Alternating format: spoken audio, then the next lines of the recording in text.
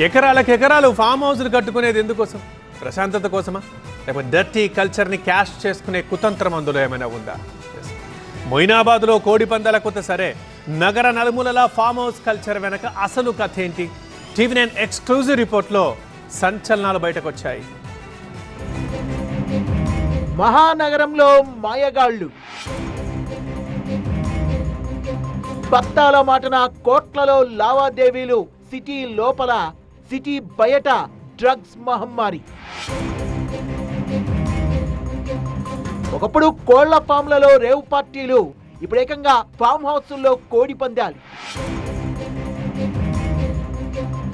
మొయినాబాద్ శివారులో betting rocket break చేసిన రాజేంద్రనగర్ పోలీసులు మొత్తం 64 మందిని అదుపులోకి తీసుకున్నారు.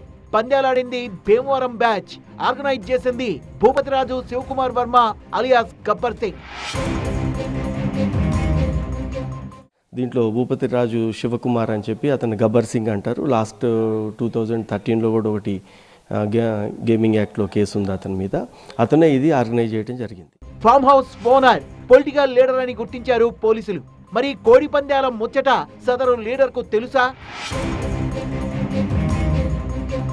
ఎందుకంటే ఇంత పెద్ద ఎత్తున గ్యాంబ్లింగ్ జరుగుతుంది అనేది అతనికి తెలియకుండా ఉండే అవకాశం ఉండదు. ఎవరి పేరు మీద ల్యాండ్ ఉంది ఏంటి అనేది, ఆ ఫామ్ హౌస్ ఎవరిది అది వెరిఫై చేస్తున్నాం. అతను కూడా దీంట్లో బాధ్యుడుగా ఉంటాడు.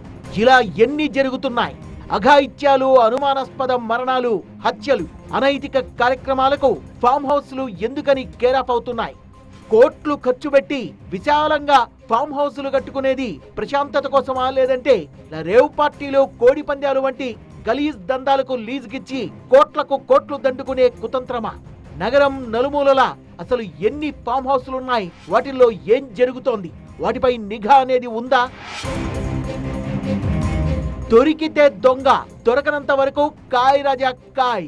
బెట్టింగ్ రాయిల దర్జానే దర్జా. బెట్టింగ్ మాఫియాను వదిలిపెట్టేది లేదు, వెంటపడ్డంలో తగ్గేదే లేదు. ఫామ్ హౌస్ల లీజు, గలీజు కల్చర్ పై టీవీ9 ఫోకస్ పెట్టింది. నిజాల లెక్క తేలాల్సిందే. Don't miss TV nine exclusive report.